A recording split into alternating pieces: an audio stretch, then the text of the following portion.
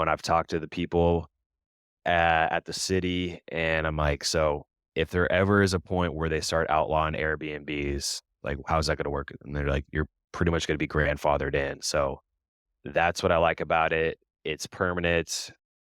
And the way I foresee it, the trajectory, Airbnbs is going to grow. Mhm. Eventually, over time, they're probably going to get outlawed or stopped. What you have will be grandfathered in, and then the returns on something that has no more competition is going to Right? be crazy Just good. Welcome to the She's Got Assets Real Estate Investment Podcast. I'm the host, Shona Lefes. Follow along as we unpack and demystify real estate investment strategies through expert interviews and personal experience.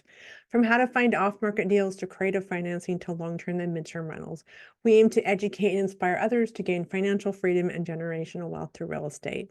And as always, please subscribe so you never miss an episode. We really appreciate reviews, it helps others find us and it just helps us get found. Right.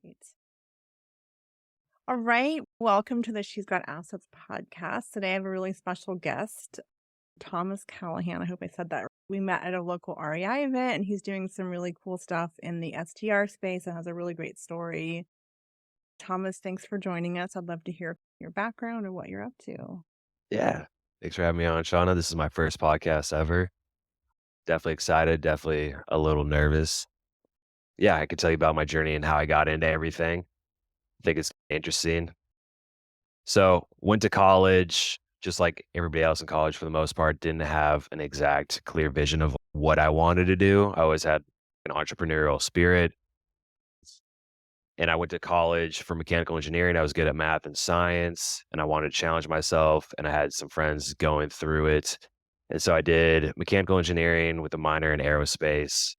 And while I was going through that, I was doing well. But then there was like an aha moment where I realized it wasn't for me when I was in an aerospace class. Aerospace is like airplanes and like spaceships, to put it simplistically. And you can like, you're calculating trajectories and all that. And there was this one time where the teacher asked us, like, "What is your favorite aircraft?" And everybody, like, rose their hand and had an answer for it, and then I'm like, "I have no idea." And then I realized these people truly care about this subject way more than I do, so I can't, in my opinion, compete in that space. Yeah, I just didn't see myself aligning with them long term, so if I got a job at a company like that, I didn't really see myself enjoying it as much as they would. So, realizing towards the end of my career at college that mechanical engineering wasn't for me, I was see what other options there were. And then casually in conversation with my dad one day, he was talking about somebody from our neighborhood, and he mentioned that they fix properties professionally. And I was completely blown away. I thought that was only stuff they did on TV shows. Right. It was so crazy to me, and so that really intrigued me, and from that point, I just started, like, educating myself, like, buying Audible books on flipping houses and just real estate in general, like, diving deep while I was in college, and I tried to line stuff up so that I could potentially become a flipper, and so out of college, I got a job at a construction group. I was doing construction management for one of the largest mechanical contractors in Portland. They did HVAC, piping, plumbing on the commercial side, and it was extremely large scale. We did a lot of data centers, hospitals, other things as well. And just wanted that construction background. So if I did switch to doing real estate full time, I had that background as well. So I could build myself up to what I want to be eventually. And then so eventually one of the jobs took me down to Medford, Oregon. If you're not familiar with Medford, it's definitely not, in my opinion, the most enjoyable place, but they were paying us per diem, so extra money in my Yeah. pocket, and I thought this would be a perfect opportunity to try and buy a place because it's definitely a cheaper market than Portland, and so I went down there in hopes of trying to get a place to fix and flip or just whatever provided itself an opportunity, and so I was sending out mailer letters, and I found this company that would hand write them, like it was a robot that hand wrote them, and then they'd mail them out for you. And I actually found pretty good success in the Medford area just because it's smaller. I don't think they get as many Mm. mailer letters. I've done it in Portland, and I'm deeply impressed by your results, Shauna. Like, it's really impressive that you're getting responses. I've gotten very little responses in Portland, but it seems like Medford's smaller, so there were some responses. There's a couple deals that fell through out there, and that was a letdown. And then I had to move back up to Portland because we got taken off that job. So it was definitely deflating. You feel like you spent a lot of time trying to find a deal, and there was some good things down there, but nothing really I saw when you did the math would get me out of my job fast enough. Because Mhm. I was at the end of the day, that's what I wanted to do is I didn't want to work at this job anymore. Wanted to work for myself. That was always my dream. So I'd come back to Portland and then just in a random conversation at a party with one of my buddies, he's talking about what he's doing in 1 month with his Airbnb. And he told me he was making 9K in 1 month. And without really knowing any more details, like running the numbers for short term rentals, I was Mhm. like, or long term rentals, I was like, 9K, like you could, that pencils out extremely well. Like when I was running the numbers for Portland places, like you're barely breaking even or barely cash flowing. Mhm. So that was extremely intriguing for me. So after that, 4 weeks later, I actually put an offer on a house and was closing on it and closed on it in about the standard time. And so at that point, I got a house. It was a 3 bedroom, 1 bath on the top, and then a studio in the basement. And I was super excited and I got it. And I finally went in it and knowing that I was going to turn it into short term rental. I never owned a house before, just never really decorated either. I was just super overwhelmed right out of the gate. I was like, Yeah. where do I even start? And so just reached out to my mom and she gave me some really good insight because she's decorated many houses. And so she helped me out with just ideas. I had an idea of what I was going for, and I went with like almost like a plant theme. I put like greenery on the walls, I put like fake plants everywhere, and I tried to put as many beds in the bedrooms as possible just because I knew that would drive revenue. And I knew that through doing AirDNA, which I recommend to everybody. It's you just have to go on AirDNA, which projects the numbers for a property, and you just type in the address, the amount of bedrooms that you want to do, the amount of bathrooms, and then it'll give you projected revenue.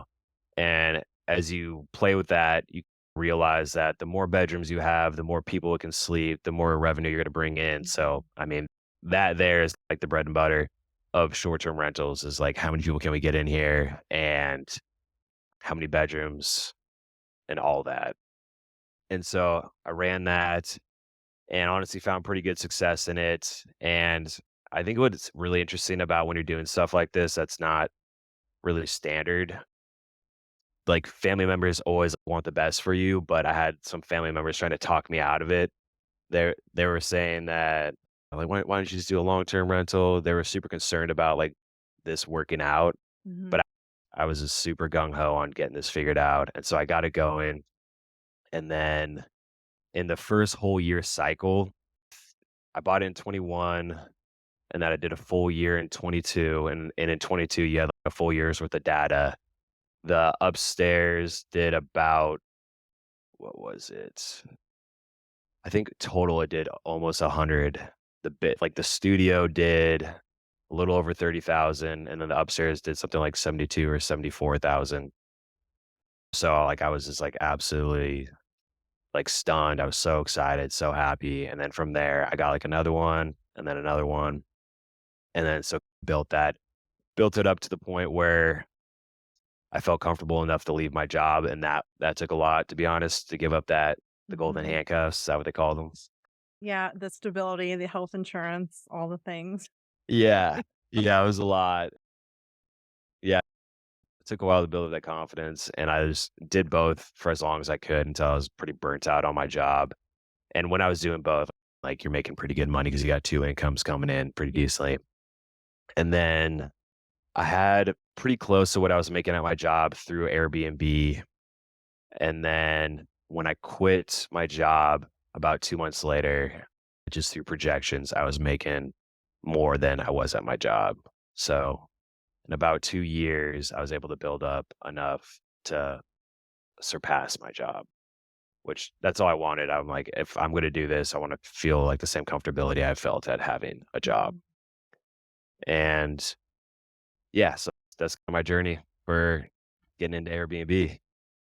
You make it sound so easy, but I think a couple things to, like, highlight is the fact that you have I think if you either have the entrepreneurial kinda, like, bug or you don't, and you followed that and you it looks like you just found Airbnb, but you did a lot of research, a lot of action to know that. I think some people don't realize that it's like building this thing and then you took the action, and it looks like you just got super successful overnight, you Yeah, know? no, 100%. And I had to explain that who to my dad, who was, like, super hesitant about me quitting my job because obviously you gotta tell your family members when you're doing something so ludicrous, and he just thought, like, it started when I started the Airbnb, but, I told him, like, "I've been studying this since, like, junior year of college. This has been, like, a 5-year study up to this point, like, building my own calculators for running the math, and to the point I was, like, 100% comfortable with everything," and Mm, he was shocked by the confidence, but it like, on paper, it's, "Yeah, you've been doing this for a year and a half, 2 years," but the whole span, I was just learning, and that's where the comfortability comes in. Like, mhm, I was so ready for my first deal, like, I didn't have any reservations. When I talk to people that kinda wanna get into it, I can see the reservation, but it's just because the lack of time they've spent studying it, and mhm. it's you just gotta get you just listen to podcasts, read books, you'll get that comfortability, and then you'll be able to know that what you're doing is the right thing. Yeah. I'm curious, I think a big part of this too is it's gonna sound but mindset and that you had that very clear intention. I feel like you're pretty young if to be that intentional about, like, just switching careers, and that's a Thank pretty you. big shift. I feel like you were, like, very clear on that, which did that you Yeah, think that helped you kinda stay on the course? I think mindset's such a big part of it. If you don't believe that you could do whatever you want, you're not gonna be able to do whatever you want. Like, fun fact about me, I love working out. When I work out, especially when I was much younger, I wouldn't listen to music, I'd listen to, like, motivational speeches, and, like That's all I do. I have so much Yeah, we should share notes, right? yeah, absolutely, but something about that just fortifies your mind and just builds it Mhm, up strong, and, like, it just I mean, especially when you're an entrepreneur, you get kicked down so often. Like, when I went to Medford, I would wake up at, like, 5 in the morning, write offer letters or whatever before I went to work. I was spending all this time doing all these things, and then I was just getting failure after failure, nothing, and then to have to go back to Portland with absolutely nothing to show for it after we moved back up there. Yeah, super deflating, but that's just entrepreneurial, and, like, you just have to have, like, a strong mindset, like, "This is gonna work out. This is the way," and then you mhm, have to have, like, a vision of how to get to where you're going, and I feel like by taking the step of working at the construction group that I worked with, that was like taking a step, making me more comfortable with construction. I have the engineering background, but I don't know just construction language. Talking to construction people is completely different, and so that got me more comfortability. So it's just like trying to figure out what your goal is, and then the building blocks to get there, and making sure that you do that just to build up that comfortability. And so mhm. just listening through, honestly, Arnold Schwarzenegger, that's that's how I got that mindset Oh, because like I it's like I always had a vision of like where I was going, and I'm like, all right, so it's like you have to have the vision of like where you're going, how you're gonna get there, and then so that way everything feels intentional. yeah, it's so true. I think but there's dips and curves, and it's hard to remember that, therefore reprogramming yourself. I've never Yeah, listened to. Check them out. Gosh, there's so much to unpack. So I think, yeah, it's the mindset and the fact that you did all those reps and that you just educated yourself. It's all out there. You don't need to have a coach. I do coach, but I firmly believe that this is an industry that if you apply yourself, like clearly you did, and you're really successful, it's out there. It just takes a lot of persistence and staying with it. yeah, definitely.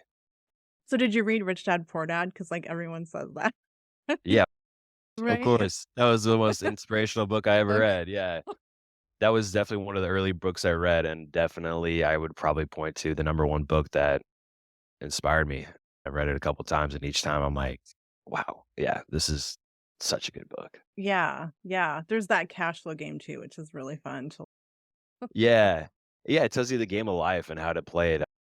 It's like it really life is really a game, and that book tells you if you want to play the game in the most productive, successful way.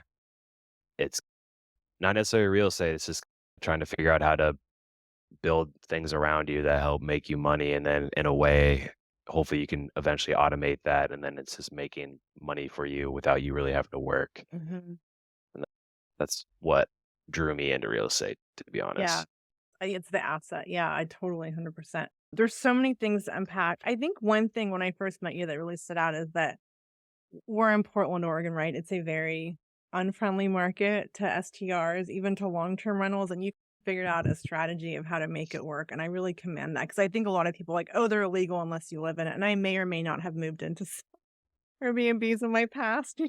Yeah. So that really stood out as something that you figured something out, and I think that's super cool, so I'd love to hear more about that. Yeah. Portland definitely is really strict, but also I think that might make Portland a great market for short-term rentals, and that's how I view it. Mhm. It like creates a barrier to entry.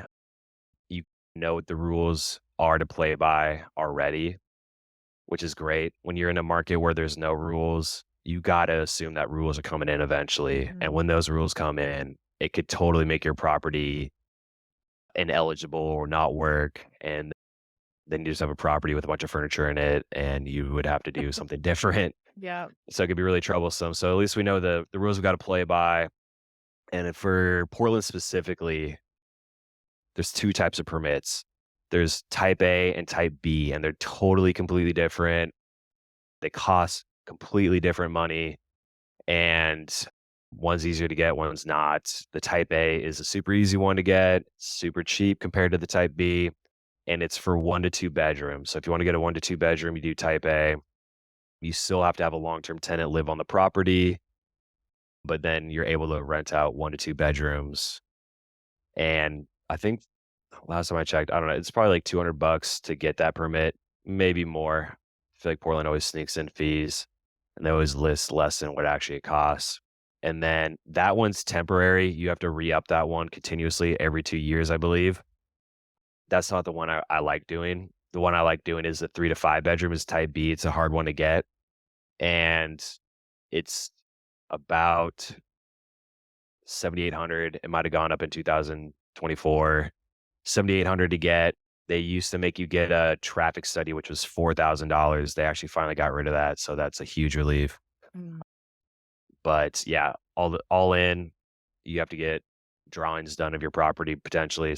All in, it could be like 8,500. And then if they find something on your property they need you to get permitted, could be extra money. Part of my basement wasn't permitted at one of my places, and they made me fully permit that, and that was another $2,000. You could be looking at $10,000 to $15,000 for that type of permit. Mhm. The nice part about that is it's a land use review and it's permanent. So it Oh, sells with the wow. house. It's Yeah, permanent? That's a it's permanent. huge asset. That's like Yeah, gold, right? 100%. You get it, you lock it in, and then you're pretty much good to go. And I've talked to the people at the city, and I'm like, so if there ever is a point where they start outlawing Airbnbs, like, how's that going to work? And they're like, you're pretty much going to be grandfathered in. So that's what I like about it. It's permanent, and the way I foresee it, the trajectory, Airbnbs is gonna grow. Mhm. Eventually, over time, they're probably gonna get outlawed or stopped. What you have will be grandfathered in, and then the returns on something that has no more competition is gonna Right? be crazy Just good. yeah. Oh, so I have to ask, do you think your background in mechanical engineering, all that kind of influenced your, like, strategy and, like, land use? And I don't know, I'm just curious because that's really smart. I didn't know that was Yeah, might have to do with just the fact that when I was growing up, we played so many board games, like, just strategy was just which probably made me a smart do mechanical engineering and all that, but okay, we played right. so many games and everything was so strategical in my family. So it's just always Okay. trying to find like the optimal route to make the most. And I guess to that, another reason why I like doing the 3 to 5 bedrooms is that 4 bedroom, for example, will probably make something like between 95,000 to $105,000 from Airbnb. And that's not like profit. Some people assume that's profit. You Right. still have like your mortgage, your cleaners, everything, utilities, Airbnb supplies. But so we'll say a 4-bedroom brings in 100K, and then a 1-bedroom. So depending on where it's at, a 1-bedroom or a studio can make 25 to 35K. So at least with like a 4-bedroom, like having 4 smaller 1-bedroom units or 3 highly profitable 1-bedroom units. But with that, I only have to do 1 messaging chain. So I'm not Right. messaging 3 or 4 guests or coordinating 3 or 4 cleans. I'm only coordinating 1, Yeah. The and scale it's there. Yeah. and it's Mhm. bringing in roughly the same. And so that's why I like that aspect. And so strategically, I was thinking like, how do I scale this? I cannot just get a bunch of 1s and 2 bedrooms. It's gonna be a headache. Yeah, it's gonna be it's such an absolute headache, and anyone that does that, I respect it, but that wasn't the path for me. And then the one thing I worried about too with the 1 to 2 bedrooms is that you're also competing with the hotels. Mhm. Yeah, you probably have a kitchen in the 1 bedroom or 2 bedroom, so that makes it the Airbnb Mhm. model, but you're competing with hotels at that point because they have the 1 bedrooms, they have the 2 beds and the 1 bedrooms as well. And so the fact that type A is super easy to get, it's super cheap. There's just a ton of supply of 1 to 2 bedrooms, and other people that I've talked to in Portland, those returns are just getting more and more diminished just Mhm. because the supply keeps on getting higher and higher. With at least with 3 to 4 or 5 bedrooms, you have that barrier of the permit costs, the difficulty to get it, the knowledge to get it. And the tough part is, and what kind of stinks for anybody trying to get into it, and if you don't know your stuff or you're not confident in what you're buying, Mhm. imagine if you spent all the money, 8K on the lowest end of it to get the permit for your property, and then it doesn't perform. You spend all that money and time doing that, and then it doesn't perform, and then now you spend all this money and it doesn't really pencil as a short-term rental. Mhm. Then you go midterm. Yeah, then you could try midterm and see if that pencils Right, better. no, I get Less your point though, right? But it's like the data and the research, right? The analytical part of the balance, right? Is that kind of what you're Yeah, if you know how to analyze them, if you just talk to somebody in the industry, if you have somebody that you're confident in that knows their stuff, I'm sure they could point you in the direction of what's gonna be profitable, what's not gonna be profitable. Mhm. And a lot of the time it comes down to the way you manage it too. You gotta be doing professional photos, you gotta be, Oh my god, right? decorating nicely. I know, Photos, I'm just like, toilet seat is up, it's like this. I'm like, "Did your grandma just pop over and yeah. just" The basics, I feel like Oh, it with anybody with common sense would do that, but there's so many people on Airbnb that aren't doing that, and it's just unfortunate. They're leaving probably 10, 20% on the table, and which could be $5,000, $10,000, something like that, mhm. just by photos. I've Right? upgraded my photos time and time again because I'm like, the more I learn. I Yeah. feel like it's so obvious, but people forget or they're like, "Oh, I did" we all have these, like, really smart phones, right? That can take I just took pictures of my rental. I'm like, "They still got filters on them, and they're just, like, still not Yeah. like a real estate photographer that comes in with their wide angle and, makes a small room look bigger." Yeah. Okay, I wanna unpack a lot, but the one thing I wanna unpack is, like, the type B obviously is but how are you because someone needs to live on the property, right? Or is that different? That's not with the Right. type B, like, I'm Type A and curious. type B, you need to have a long-term tenant on the property, and that is what really also makes it tough because then you have to have essentially a separate unit.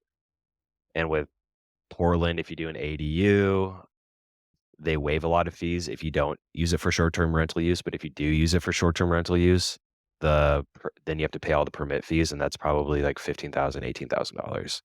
Okay. For a So new there's build or for a just for new okay, build, got it. Okay, got it. Okay.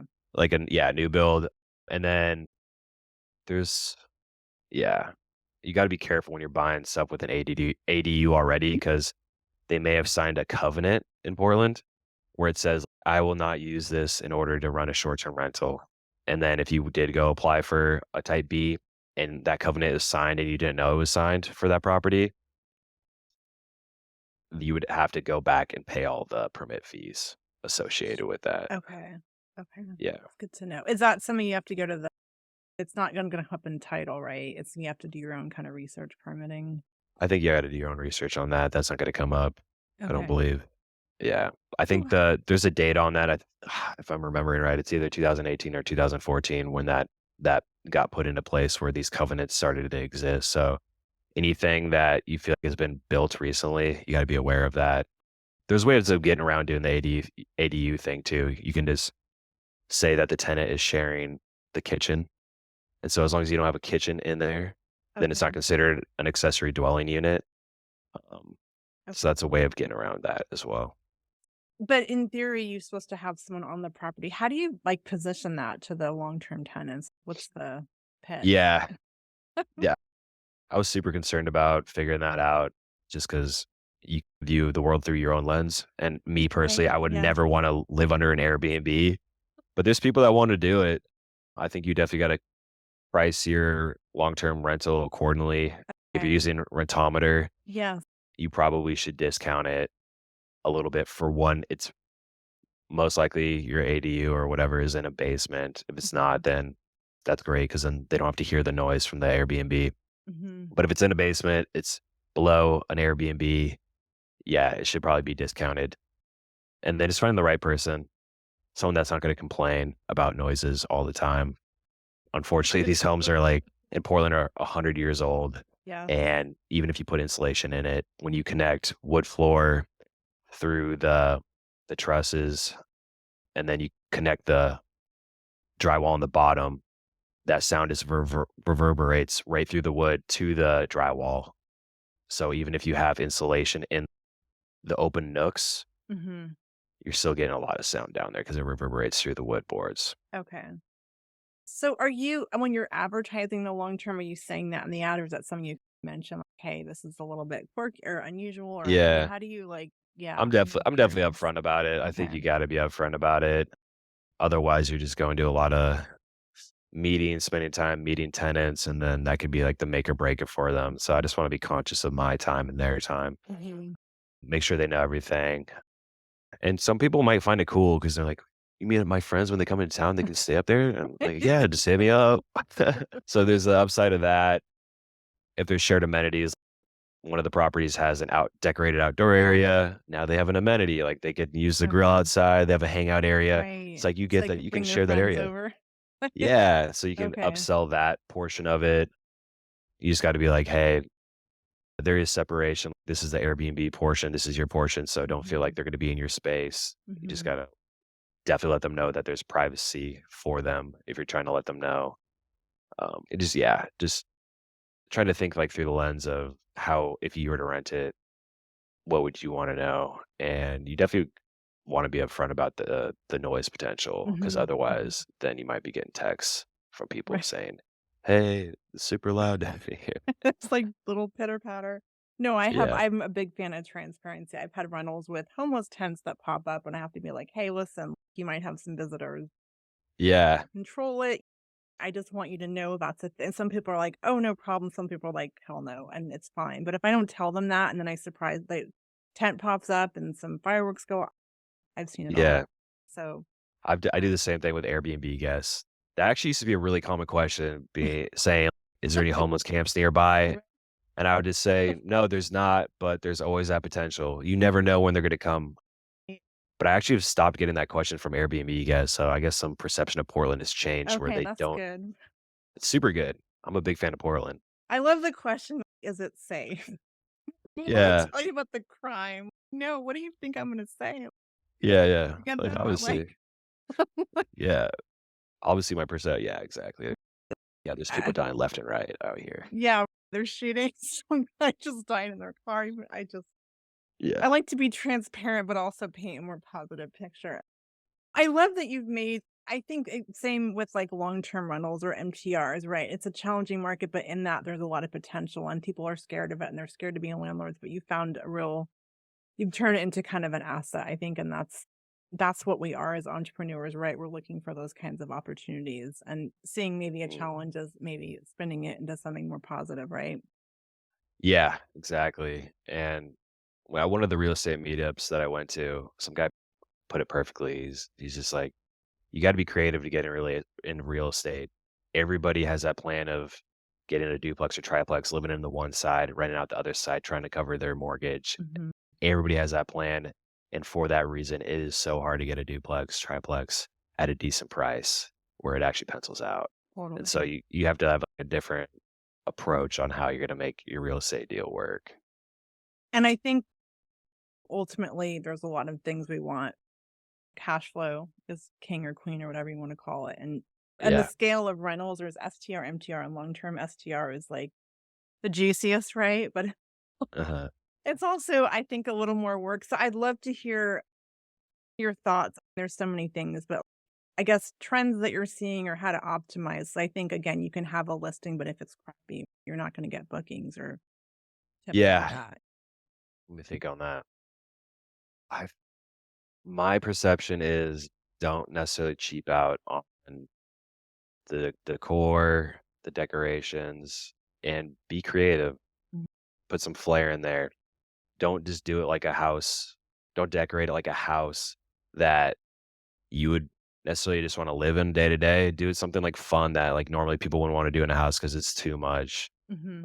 Like for my properties, I put up I put up like green walls. It's like fake greenery on the walls, and then I'll put like lots of plants. Like no one would necessarily do that, but it adds like a cool aesthetic. I put like Mhm. ivy up a wall, just trying to make it like pretty lively. Yeah, just get creative with it. People are painting walls now, doing things like that. People and like I've seen this guy on Twitter that really decorates backyards, like having a really nice backyard in certain areas Mhm. can bring in a lot of revenue. Mhm. Hot tubs in the mountains, right by Mount Hood, that's gonna bring in an extra like 10, $15,000. You just gotta figure out like what people are looking for and add like amenities. Like I put arcade games in my places. It's such an easy add.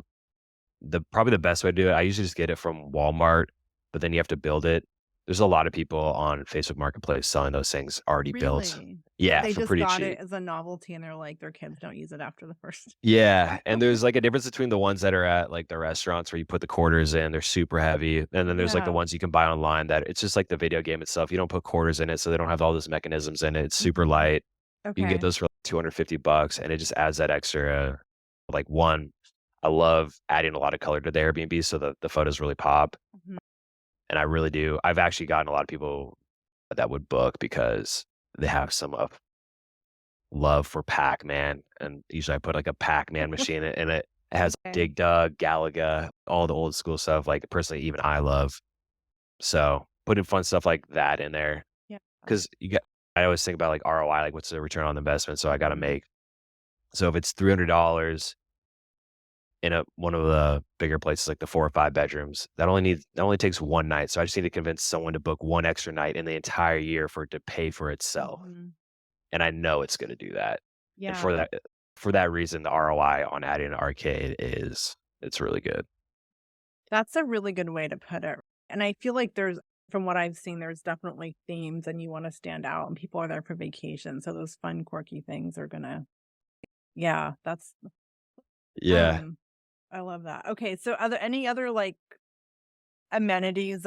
I think you have to tailor it to your location, right? But for Portland specifically, like I feel like we're very, I don't know. Yeah, I'm Yeah. curious what people are looking for in our Northwest, I guess you could say. So, adding pets, super resistant against that, but when I did that, I think it adds another 5 or 10% Mhm. easily. People always have pets, they always wanna bring their pets, and they might even bring their pets without even telling you, so at least if you give them an option to bring a pet, Okay, like, at smart. least you're getting paid for it, like, I Yeah. do, about $150 to $190 for pet fee, Okay. and so if there some people come in for one night, they'll bring their pet, that adds an extra $150. Mhm. Yeah, you gotta clean up the hair, but hopefully within a short amount of time, they don't shed that bad. I think people do a good job cleaning up after the pets Mhm. too, just don't let them get on the furniture. But yeah, that is a super good way to drive more revenue if you're struggling. Mhm. Definitely allow pets, and then, uh, baby stuff.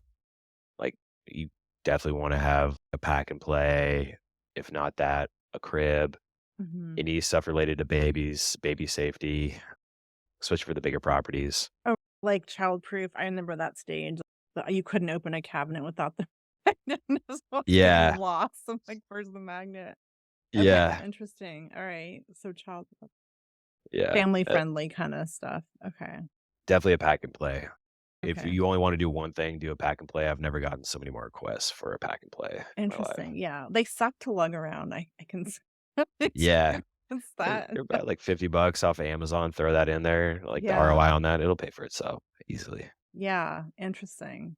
Okay, gosh, this is going by fast. Okay, I really wanna chat about, like, turnover and operations and Yeah, software, all that stuff, because I feel like this is a super sexy part of real estate, but then the the washing the logistics. sheets and all that, I just when I have a turnover, I'm an MTR, and I just hate it. So any tips or, like, how you've systematized it, I'd love to. Yeah. So the bigger properties, let's just talk like cleaning. How do we go about that? Because it's definitely Mhm. the most stressful when you first get into it. Yeah. How do you find cleaners? Good luck. But it's It's like your so hard. standards, right? 'Cause my standards are very high, and they're sometimes not quite as there's some hairs that I find. Yeah. One thing I would tell anybody about getting into it is that your cleaner's never gonna be perfect. You're always anytime you go there to check out the property, you're gonna find something that's off or wrong. Mhm, They're mhm, not gonna do everything you want. Hopefully, they're doing hourly. It's like a time thing, like, if you're paying per project, which I used to do, that can be somewhat expensive because sometimes the clean only takes 2 hours, but then you pretty much paying them for 4 hours. But at least if it's hourly, it's if you're spending a shorter time cleaning it and then they miss some things, at least you're paying less on the front mhm, end of that.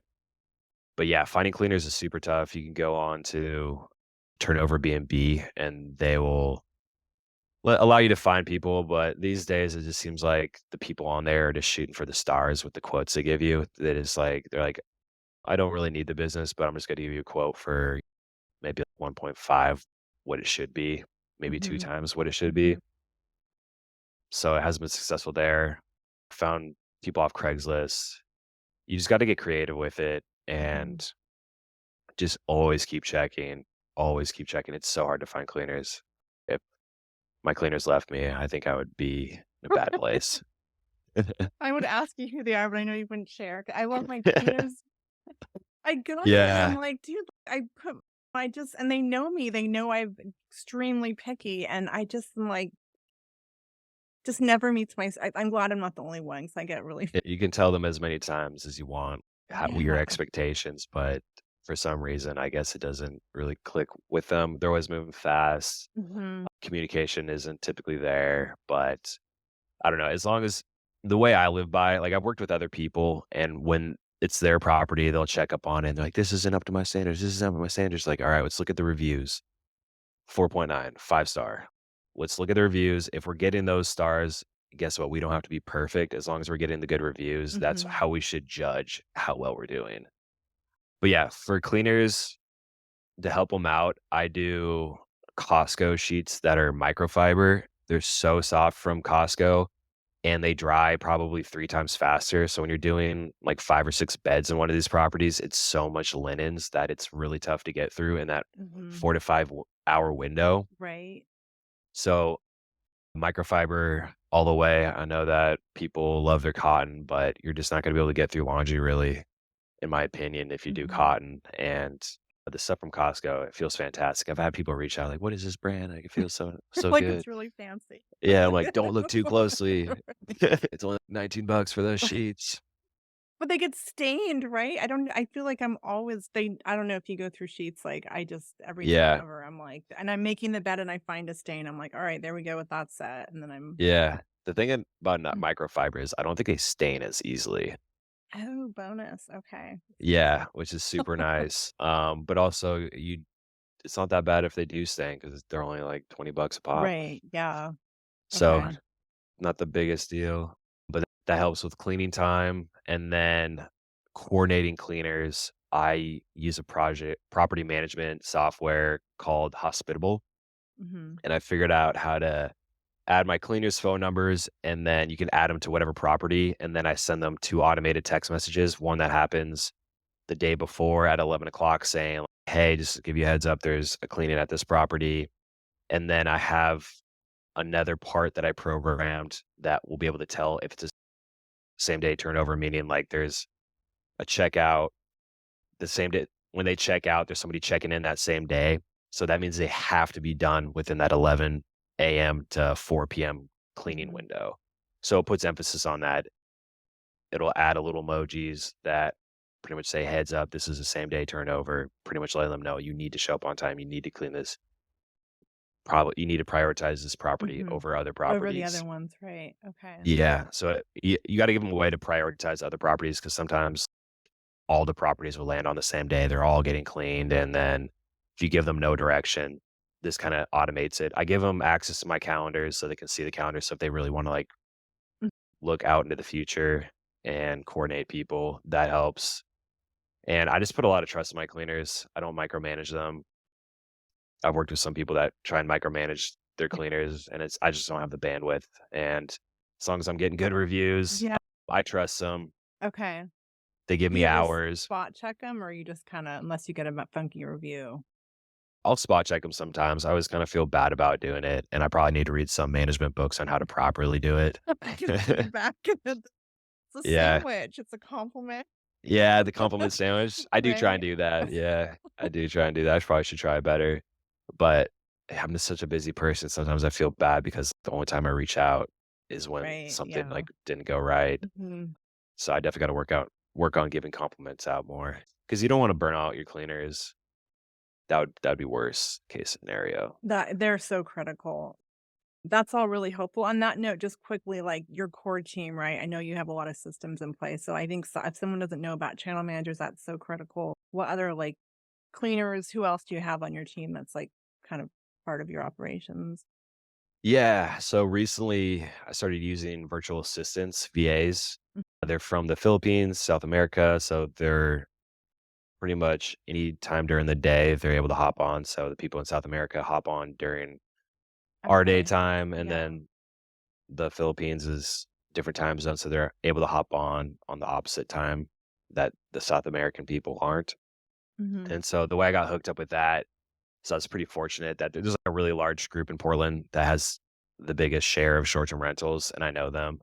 And they saw the reviews on my properties. They're like, "You have really good reviews," and which is like on the properties that are actually quality properties, I run about like a 4.97, so almost a 5-star perfectly. On one of Nice. my properties that it's just not a nice property to begin with. That property is like a 4.86, and Still pretty yeah, great. That's pretty still high. pretty good. Yeah. Yeah, when I that was my first property. When I bought that property, the inspector's like, "This is like a fix 'em property." And I was like, "No, this thing's good to go." Just get it online, make a cash. The wood floors are totally destroyed. The paint, they should have done another layer. You can see through it. There's kids that live in the house. They drove over it like with marker, but I just pretty much got it listed, ready to go, and I went with the chic look of like it's been lived in. So the Yeah. furniture I bought was like stuff that was already scuffed up, and it goes with the look, and it looks purposeful. Yeah. I got it. Yeah, Yeah. Embrace it. yeah. But I guess to clarify on how to like I automate things just for the listeners. Hmm. So if with cleaners, I do automatic text messages. For the messaging, I have VAs. If you don't have VAs, I would still recommend you use Hospitable, even if you have only one property. It's about $40 a month, Hmm. but the time it'll save you, it'll pay for itself. It has like an AI button that you press, and it reads what the person said, and it creates a really impressive response. Like if they're like, "Is there any grocery stores nearby?" You press that button, and it is able to look at the address of the property and tell the person where the grocery stores are nearby. Same with laundry mats. If they ask specific like questions about the property, like where's the laundry room, it might generate a really not great response. But at least it gives you like a template so you can edit, and it saves you a lot of time. Hmm. So that was a huge time saver for me. And it's like really eloquent too. It doesn't sound robotic. No one would ever guess that it was Oh, robotic. I'm really? telling Because you. some of the chat, I love it, but I'm like, and it's kind of flowery. I'm like, okay, let's tone it back.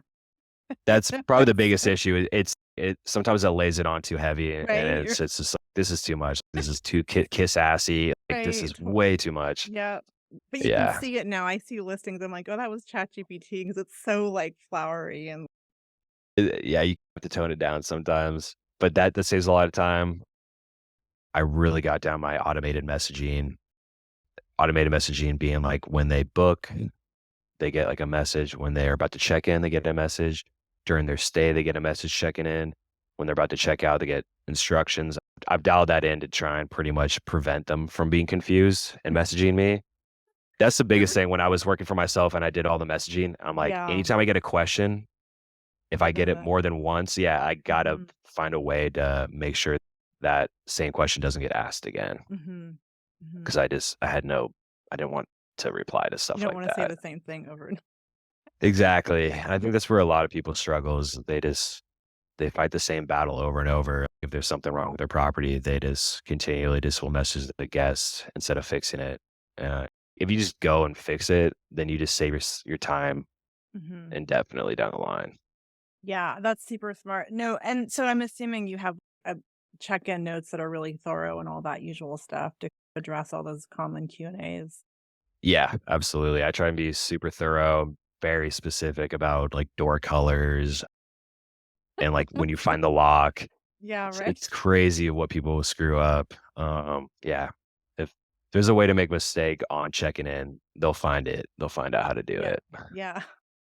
Um, Never getting the calls. I mean, so that brings up, like, self-check-in smart locks. Do you have, like, favorite tools or I don't know. It's so you can have a Yale lock, Yale YALE. You can have that automate new codes every single time. It has to be connected to Wi-Fi.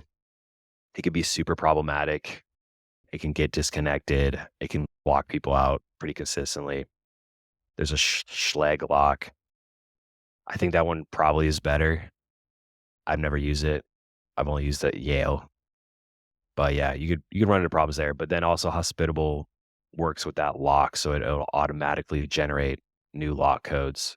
And then when you direct message people, you can put in a code that'll automatically change to the new code each time, so you don't have to like manually type in the code for them. well, So yeah. you can pretty much automate everything through Hospitable. And if you're not using it, even if you just have one property, it's good to probably just start now and learn it because Mhm. it's going to save you so much time. So Yeah, much the time. right software. Like, I have a long-term software, but, like, it's so worth it, 100%. Yeah, it's just how much do you value your time, So honestly. I have to ask, it's, like, kinda silly, but how do you deal with garbage? Because that's Oh, yeah. shoot, do they put it out? Do you put it out every 2 Yeah. weeks? It's so awesome in Portland. Awesome. Oh, yeah. I hate trash. That was a huge issue at the beginning. Trash day got missed a lot. Cleaners, you can't necessarily rely on them for that. So you can put in your listing or like when your automated message, you can tell the guest that's staying at your property when the trash goes out, but sometimes there's not somebody staying at your property, so they can't bring it out. The best thing, I guess, if you have a long-term tenant, they can handle it. But if your place is just solely a short-term rental, you might run into trouble. All my properties have the largest trash can size. And if there's anybody listening from not from Portland, our trash only gets picked up every 2 weeks. And it's the dumbest idea ever because when people fill up the trash, then they start putting stuff in the recycling, which is trash. And so you're defeating the purpose of it. Mhm.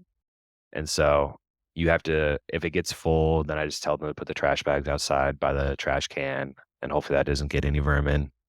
But I have a truck, and so when everything fails, I can go pick it up with my Yeah. truck and dispose of it myself. Done my share of trash hauling. Yeah, Not my it's the favorite, worst. Such a waste of time, but you have to right? do it. But the alternative when it's overflowing and to your point, attracts things we don't want. Yeah.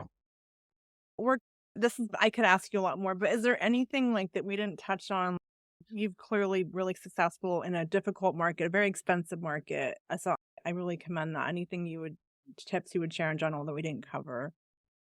Just always the advice of or people saying, "I wish I started earlier," that always resonated with me, so that's why I wanted to start so early. Yeah.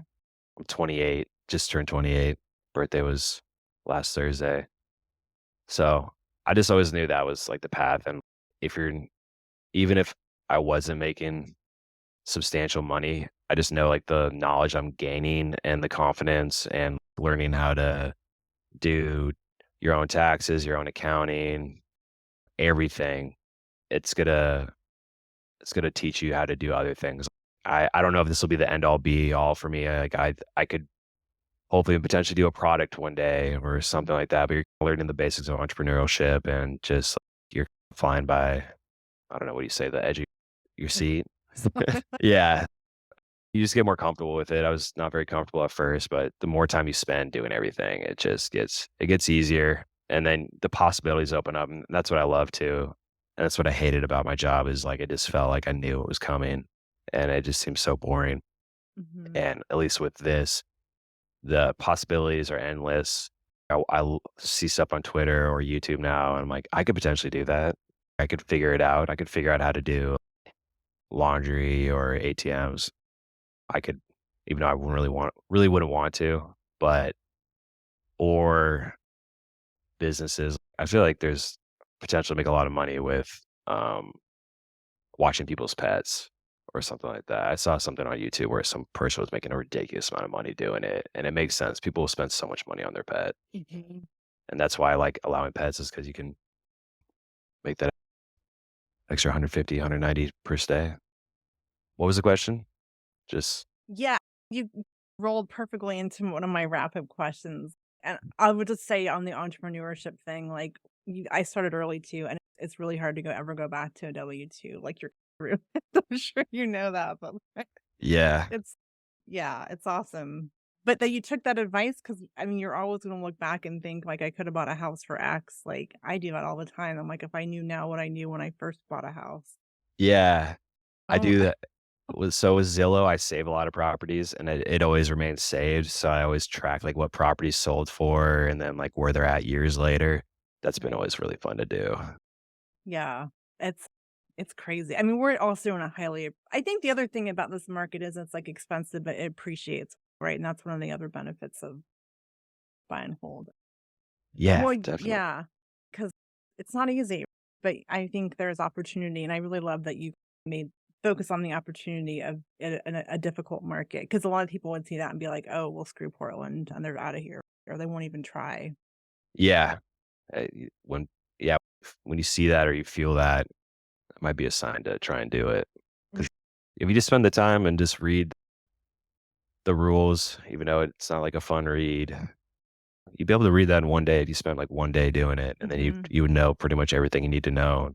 Then you just know what rules you need to abide by, and maybe you don't do it perfectly right out of the gate, but that shouldn't be a reason you don't do it. You don't need to be perfect. You don't need to do everything by I guess one of the quotes I liked from Arnold was like, break the rules, not the law. Like you have to identify what's rules mhm. and what's laws. Obviously, laws are very clear cut. There's penalties for it, but then there's like some rules that people live by, and it's okay to break some rules as long as you're not breaking the law. Right, yeah. There's an old I used to be a designer, and there was an adage, like, you can break there's, like, design things that you can break it if you know what it is. You have to understand what you're doing and do it with intention, right? There's certain Yeah. but, um well, yeah, they kind of answered one of my wrap-up questions, business or life advice you'd give on their own terms. I mean, if you wanna add anything to that. Yeah. I would probably say if you're not really pursuing anything or you don't have an overarching goal, you might find that like life gets dull at a certain point. I think that's like time for you to try and have something that you want to try and work towards and achieve. And if you don't feel like you can do a certain thing, that's when you got to try and work on your mindset. Like we were talking about, I think that's probably the tool you got to sharpen first until you actually believe that you can actually do whatever your hopes and dreams are. Because once you get that fixed, then everything becomes a lot easier. So true. Great advice. Alright, this is kind of a silly fun one. What's your superpower and how have you used it in your business? Oh, it's my superpower. I think, yeah, I want to say probably not getting worked up about things as much. I think some people that do short-term rentals would have a high chance of struggling if they get really worked up about a bad review from a guest. It's easy to take that personal. Mm. Something goes catastrophically wrong. It's easy to let that ruin your day. Cleaners miss something. It's easy to get worked up about that. But I feel like I'm good with rolling with the punches and not getting overly upset about things. I think that, and then, yeah, I think that's a huge one because I think when you're an entrepreneur, things are to come your way and you can't shrug off what happens to you. You're just going to get so burnt out and feel so bad. Yeah, you gotta have the big picture, right? Yeah, no, I need to work on that. I try. I'm glad you Yeah, got I back. definitely have my moments. I'm not perfect by any means. There's some days where it's just like, what is going on? Everything's going wrong. But yeah, you just got to realize that eventually it'll get fixed. But I feel like the most challenging things make the best like stories or anecdotes, right? The things that are just like so out of like what was that? Yeah, yeah. It's all about the story. Yeah. Okay, so the almost last question. I love to ask guests like a book or a podcast or something that's influenced you or that you'd recommend. Could be about life or real estate, whatever you want. Uh-huh. I think obviously I love Rich Dad Poor Dad, but I think a lot of people recommend that because when I listen to podcasts, that's what people usually recommend. Right. I would say Miracle Morning. Have you read that? Oh my god, do you do that? Because I've tried and I failed. Oh, yeah. You gotta I don't know, you gotta find, like, a modified version, and Okay. I'm not doing it right now, but when I find myself in a rut, I think that's a really good way to get yourself out of a rut. Okay. Yeah, I would love to try and act like I do that all year round, but yeah, I think that's a really good way to build up your mental strength as well, because it caters to you start your morning off with what savors silence, so meditation, good for your mind, affirmations, so building yourself up, talk that positive self-talk. Visualization, I've never really jived with that one. I usually skip that one. And then E is exercise. I do like doing a little bit of exercise in the morning and then you earn your shower. I've always liked that. Maybe go on a Mhm. walk or do 20 minutes of cardio in the morning and then hop in the shower really quick. Just to, one, wake yourself up and then you're going to shower anyway. So it jives with your routine. And then, so savers, SAVER, R is, what is that one? Reading. I do read in the morning. I find that super calming, but you have to read something that you like. If you're just trying to read a textbook, you're not going to want to do that in the Mhm. morning. And Mhm. then the S at the end of savers is scribe, so writing. I should do more of that, but I always like looking back at what I wrote. Putting your thoughts on paper helps you realize the way you're actually thinking. Mhm. And so if you're really stressed out about something, you should write down what you're stressed out about and really try to put words to paper and then really analyze like what you're stressed out about. That's great advice. That is really powerful. I think if you it was some version of it, right? I think I tried to do it. I'm like, I'm gonna get a 5 every day, and then I Yeah. Yeah. did not last. I try and work out in the morning, so that's my one thing I've been pretty good about lately, so, That's a but great thing. I feel like, yeah, the book says do all those, but like in a short span. But I feel like if you just do one of those in the morning, you're still doing really good. yeah, and I think it's that taking that time to be intentional because we just get so caught up in whatever fire we need to put out or guest Yeah. issues or whatever it is. Yeah. Okay, so how I don't know if you have how can people find you or possibly book your Airbnbs? I can certainly put that on the listing, but if someone wanted to reach out and connect with you, how would they do that? If you want to reach out to me, I have a work email, but I think my personal email is probably easiest to remember. It's just my full name. It's just Thomas Robert Callahan at gmail.com. Spelled just the same way as Tommy Boy from that movie with Chris Farley.